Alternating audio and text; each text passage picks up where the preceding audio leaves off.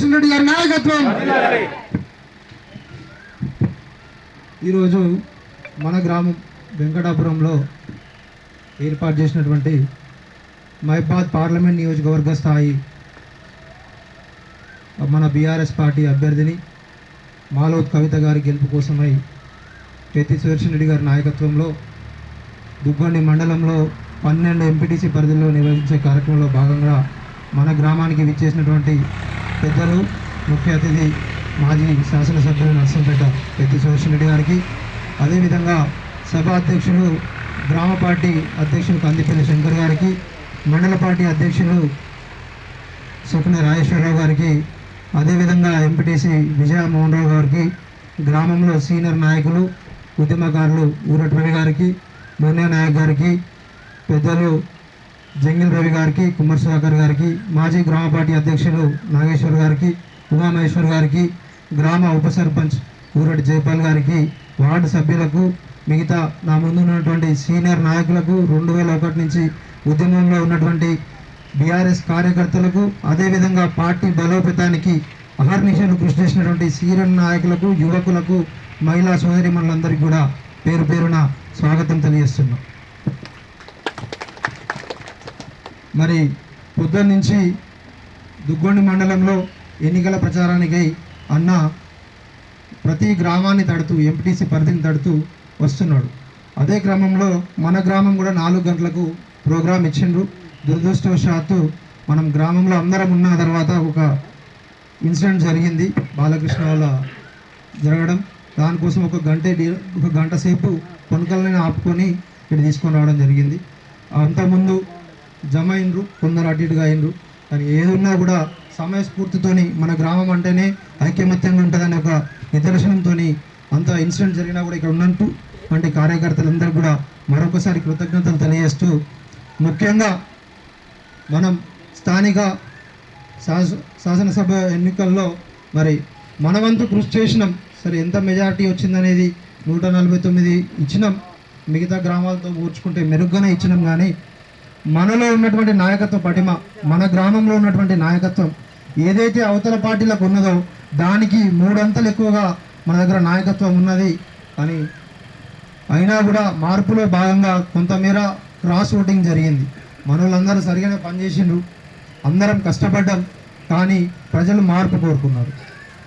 ఎటువంటి మార్పు కోరుకున్నారంటే, తెలంగాణ రాష్ట్రం ఏర్పడిన తర్వాత 10 సంవత్సరాలు కేసీఆర్ గారు ప్రజలందరినీ కంటికి రెప్పలా కాపాడుకున్నాడు. రైతులకు రైతు బంధు ఇచ్చిండు, రైతుకు ప్రమాదం జరిగితే రైతు బీమా ఇచ్చిండు, రైతులకు బాయిలగాడికి పోతే ఇబ్బంది జరగద్దని 24 గంటల కరెంట్ ఇచ్చిండు, కాళేశ్వరం ప్రాజెక్టు తీసుకొచ్చి మనం కాలు అడ్డు పెడితే మన భూములు పారే విధంగా నీళ్లు తీసుకొచ్చిండు. ఎప్పుడన్నా 10 ఏళ్ళల్లో మనం రాత్రి కూడా బాయిలగాడికి పోయి కరెంటు పెట్టినామా? మరి ఇప్పుడు ఆలోచిస్తానమా? చెరువులో కూడా మోటార్లు వేసుకునే పరిస్థితి వచ్చింది. మన చెరువు కింద వరి వేసుకుంటే చెరువులో మోటార్ వేసుకునే పరిస్థితి వచ్చింది. బావికాడ మొక్కజొన్నలు వేస్తే కెనాల్ కాలువకు మోటార్ వేసుకునే పరిస్థితి వచ్చింది. 10 సంవత్సరాలు ఎప్పుడు వేసుకున్నాం, అది ఎప్పుడు పోయి బావికాడ ఎత్తుకుంటే నీళ్ళు వచ్చిన పరిస్థితి. కానీ ఇప్పుడు కరెంటు ఉంటుందా, నీళ్ళు ఉంటుందా అని చూసే పరిస్థితి వచ్చింది. అంటే కాంగ్రెస్ వస్తే కరువు వస్తుందని మరొకసారి రుజువు చేసింది. కానీ మనం వ్యతిరేకంగా ఓటేసినా కూడా ఈ గ్రామంలో మెజారిటీ మనం బీఆర్ఎస్కి వేసినా కూడా మిగతా వాళ్ళతో పోల్చుకుంటే కాంగ్రెస్ని మహిళా సోదరుమల్ల చెప్తున్నా ఏంటంటే, రేవంత్ రెడ్డి కాంగ్రెస్ పార్టీ దొంగ హామీలు ఇచ్చింది. బిడ్డ పెళ్ళి అయి కళ్యాణ లక్ష్మి ఇస్తాం, దాంతోపాటు తులం బంగారం ఇస్తామంటే మనల్ని ఆశపడ్డారు, అటు ఓటేసింది. ఇంట్లో 18 సంవత్సరాలు నిండిన దగ్గర నుంచి వృద్ధాప్యం వరకు ప్రతి మహిళకు 2500 రూపాయలు నెలకు ఇస్తామంటే ఆశపడ్డారు. బస్ ఫ్రీ అంటే ఆశపడ్డారు, కరెంట్ ఫ్రీ అంటే ఆశపడ్డారు. కానీ ఏదైనా ఒక బస్ ఫ్రీ తప్ప ఏదైనా పథకం వచ్చిందా ఇప్పటివరకు? కళ్యాణ లక్ష్మి మన ఊర్లో ఇప్పటికీ రేవంత్ రెడ్డి ప్రభుత్వం వచ్చిన తర్వాత 40 నుంచి 50 పెళ్ళిళ్ళు అయినాయి. ఎవరన్నా కళ్యాణ లక్ష్మికి అప్లికేషన్ ఇచ్చే పరిస్థితి ఉన్నదా?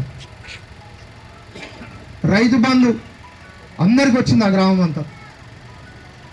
రైతు బీమా 5 నెలల్లో వచ్చిన పరిస్థితి ఉన్నదా? మనం ఎవరికి కూడా ఆరోగ్యపరంగా బాగాలేదంటే సుదర్శనన్న తలుపు కొడితే మనకి ఎల్ఓసీలు ఇచ్చింది గ్రామంలో. మెడికల్ బిల్లులు తీసుకపోతే ఫుల్ అమౌంట్ బిల్లులు ఇచ్చింది గ్రామంలో. ఒక్కరన్నా సీఎం రిలీఫ్ పెట్టిన పరిస్థితి ఉన్నదా? కాంగ్రెస్ పార్టీ వాళ్ళకు మనమే తీసుకెళ్ళి కూడా సీఎం రిలీఫ్ ఇచ్చినటువంటి పరిస్థితి అప్పుడు. అంటే ఏ కుటుంబంలో అయినా కూడా హెల్త్ పరంగా ఇబ్బంది రావద్దని పెద్ద సురేషన్ రెడ్డి గారు పెద్ద మనసుతోని ఎవరు వచ్చినా కూడా ఒక హాస్పిటల్ విషయంలో ఎవరు కూడా చిన్న మనసు చేసుకోవద్దు, అందరూ కలిసికట్టుగా హాస్పిటల్ అంటే ఎవరికైనా కూడా ఇబ్బంది ఉండదని చెప్తే ఈ గ్రామంలో ఎవరు వచ్చినా కూడా మనం తీసుకుపోయినాం. లేదంటే ఇప్పుడు వాళ్ళు చూపించే పరిస్థితి ఏంటిది? ఈ ఊర్లో మనం 38 ఇల్లులు ఇచ్చినాం, ఆ జీవో క్యాన్సిల్ చేసిన పరిస్థితి. మన దగ్గర ఒక 7 నుంచి 8 మంది పిల్లర్లు పోసుకున్నారు. ఇప్పుడు అందరు కాంగ్రెస్ వాళ్ళు ఏం చేస్తారు? పిల్లర్ పోసుకున్నావు కదా నీకు ఇల్లు ఇస్తుందా? వస్తుందా ఇల్లు? జీవోనే క్యాన్సిల్ చేసిన ఇల్లు ఎక్కడి నుంచి వస్తుంది? వాళ్ళు ఆ పథకం పెట్టగలుగుతారా? పథకం పెట్టిన రోజు మనం ముందు ఇచ్చినటువంటి ఇల్లు రాకుండా వేరేవానికి ఇల్లు రావడానికి మనం ఒప్పుకుంటామా? మన కార్యకర్తలకు ఇల్లు వచ్చిన తర్వాత ఎవరికైనా వస్తుంది. ఎందుకంటే మనకు ప్రొసీడింగ్ కాపీలు ఉన్నాయి. తప్పకుండా మనం కోర్టుకి పోతాం. మనకు వచ్చిన తర్వాతనే ఎవరికైనా ఇల్లు రావాలి. మన గ్రామ పరిస్థితి చెప్తున్నా, మండలం కూడా అంతే, నియోజకవర్గం కూడా అంతే.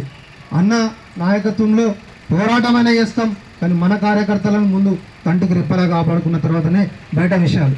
అందరూ అపోహపడుతున్నారు. నిన్న మొన్న మనం చూసినాం, మిత్రులు మనతో పనిచేసినటువంటి ఎస్సీ కాలనీ నుంచి కావచ్చు, తండా నుంచి కావచ్చు, సోదరులు పోయినందుకు మనం వాళ్ళని విమర్శిస్తలేము. కానీ ఒక పథకం కోసం ఆశ పెడితే పోతే ముందు మనం ప్రొసీడింగ్ కాపీలు ఇచ్చినవి రాకుండా ఎవరికైనా వస్తే ఊరుకునే పరిస్థితిలో మనం ఉంటామా? తప్పకుండా పోరాటం చేస్తాం. ఈ గ్రామం నుంచి అన్న నాయకత్వంలో కోర్టు కేసులకైనా పోతాం, కానీ ఎవరికైనా ఆ పథకం రాకుండా మనం దాన్ని ఉండే పరిస్థితి లేదు. తప్పకుండా ఆ పథకాలకు కూడా ప్రభుత్వం ఏ నిర్ణయం తీసుకున్నా మనం కూడా దానికి తగ్గట్టుగా పోతాం. దానికి చిన్న విషయాలకు మనం టెంప్ట్ కావద్దు. ఎందుకంటే ఏ సమస్య ఉన్నా కూడా మనకు చెప్పుకోవడానికి నాయకుడు ఉన్నాడు. మనం వెళ్తాం, ఆ సమస్య తీరుతుంది.